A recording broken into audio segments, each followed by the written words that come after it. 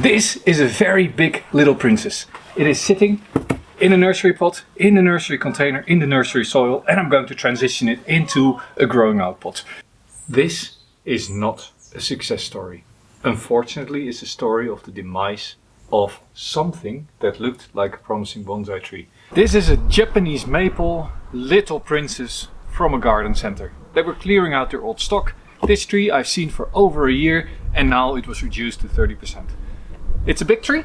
It's not so much a little princess. And in this tree I think there are 6 or 7 trees. So I'm going to air layer, air layer, air layer, maybe split, air layer.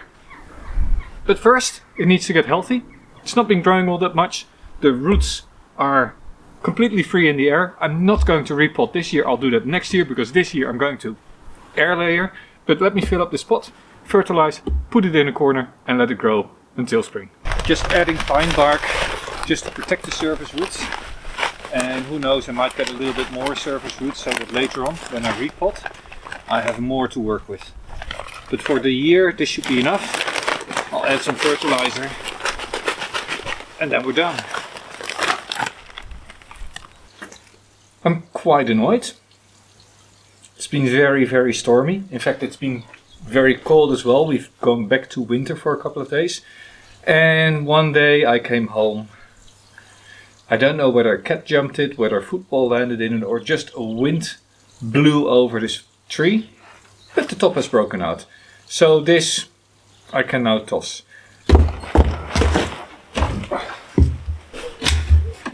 A full growing season has passed.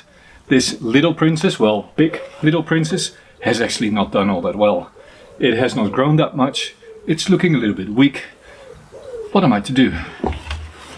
I have not done the work that I said I was going to do here. I didn't air layer because it really only produced 1 flush this year. Now that the buds are swelling, I think it's time to put it in a bigger pot. Actually in a different pot. If I look at the branches, I see some black spots that could be indicative of a disease, and typically that is based in bad roots. Now I know it is in bad potting soil. I filled it up, of course. I'm going to look at the nebari, see what it looks like, cut off most of the root base and plant it in a shallow container with good substrate. So it is these sort of discolorations that I'm really concerned about. They're not everywhere, but on a few of these branches I see this. Now if I look at the buds are starting to swell a little bit. It is still early winter.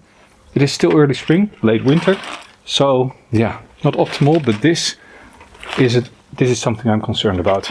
Typically in end of season clearance you can get material like this for a reasonable price. And the best thing is it is so full of branches you could immediately see this as a new bonsai. I first need to get it into other substrate.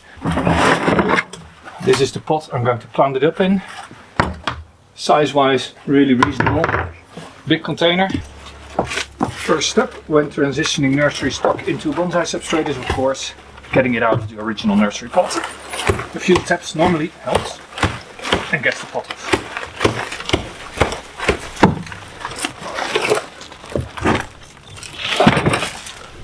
Once you have the pot off, you start looking for the nebari, and here you can see the nebari is nice on top. Very often though they're planted very deep because every time they pot it up they plant it deep and just fill it up. So first always check how high is my nebari.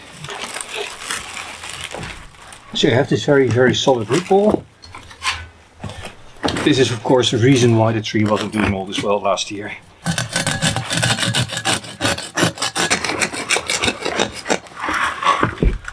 There we go. Completely rooted through. Small roots only. So here is a bigger root that I cut. But everything else are just fairly fine roots. Very good news. That means all the main roots are still on the root ball and I can start cleaning it up. For now, it's just a matter of very slowly, very gently going around the root ball like this and squeezing out the substrate. At some point I'll have to tilt it and do the same thing here at the bottom. Now a top tip. I put my trees on a container. That means that they're elevated and that when I'm removing the substrate it just falls down. That means that I don't have to continuously lift the tree to get rid of the substrate that I just scratched out. And now that I know how shallow the core root ball is, I actually take a saw and I make it less deep, reducing the amount of work. This really reduces the amount of work that I need to do. And I really hope I'm not cutting any vital roots here. This is what you need to do when you get a tree in a nursery container. Now here I'm quite lucky. The root ball is consisting of a lot of fine roots. If you don't have a lot of fine roots, then what do you do? In theory, you can cut all the branches up to this level and then wait. You allow it to grow for a year, and then when you dig it up, there's going to be lots and lots of fine feeder roots here around the base, and you could cut big. And you could cut back further. Pretty much there. And now I can of course take a root trimmer and trim this down all the way and get it completely smooth. And I told you I'd show you the view less seen. This is all the damage of the repotting. There's a lot of substrate and a lot of waste. But well, let's continue. Let's plant this thing into a container. I'll be potting it up in this very large container. It has lots of holes. And therefore I have some coarse pumice that I'm just going to put on the bottom to make sure that the finer substrate doesn't fall out. And if I say finer substrate, this is what I mean. This is a mixture of pumice, zeolite, there is some diatomous earth in there, and there's pine bark. That's roughly the coarse mixture that I now use as a base, and this is what, maybe 3 to 6 millimeters. Note that the coarse substrate really is only there to make sure this fine stuff doesn't fall out. Now the nice thing about a round pot, there's no front, so I can just put it in, roughly vertical, and be done with it.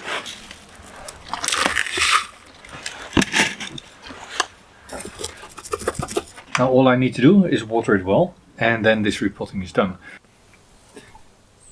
Now this is also a clear sign of the wilting disease. Branches individually dying off in the tree. So we are now at the end of summer. This tree, after repotting, didn't really respond. I got a few branches to extend, but hardly anything. So I am really concerned that the black spots that I pointed out earlier on these branches are indeed the sign of a fungal infection. So this is separated from the rest of my trees, and I think this will die off completely now. I don't know of a cure for this disease, so I'm really going to have to be very careful. In winter I'm probably going to just prune it all down, and then we'll see in spring whether it comes back or not. But I think this is on its way out. Now leaves like this is a really good sign. This is healthy sprouting on the trunk, but I would have expected that to happen all over the tree after repotting. This has been fertilized well, it has been protected from intense sun, I've watered it, so there's no reason for this to not grow a lot stronger. I really think this is dying. Also here in the top right you see all these branches dying off, here in the back. And then combine that with here a few new leaves. There are some new leaves, but no real growth over summer. But a lot of dead branches. That's not a good sign. This is not a success story. Unfortunately, it's a story of the demise of something that looked like a promising bonsai tree. But very soon, this is going to be thrown away. Unfortunately, over summer, this tree, yes, it grew some leaves, but it hasn't been pushing very much. And in fact, the little black dots that I saw on the bark earlier, where I was like a little bit concerned, is now starting to become a real concern. You see more and more of these branches have died, and here you now see the trunk turning black all the way from the roots. This for me is a very clear sign. It is infected with either a bacterial or a fungal infection. It is the wilting disease, and I don't know of any cure. Now I'm going to look at this big branch. Actually, I made a small cut in the top and I already saw some black traces in the trunk. To me, that's a clear sign the disease is in the whole tree.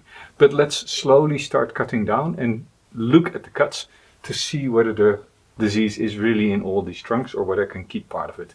Don't think so. Note all the equipment that you use on the diseased tree like this needs to be disinfected. I'm actually, if it is in this pot, I'm not going to keep the pot. I'm going to throw away the substrate. I'm going to throw away the tree. I'm going to throw away the pot. Everything. And I'm going to disinfect this. Now let's start off with this very big branch. Because if it is not diseased, then I don't want to bring the disease into this trunk. But let's cut this off. Now in here you see this is a very clear sign. This is also infected with pseudomonas.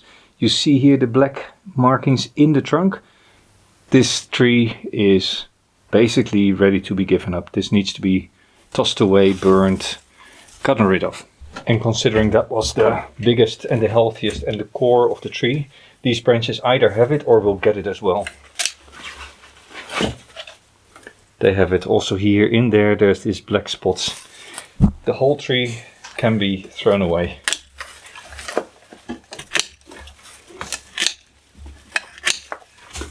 Very sad.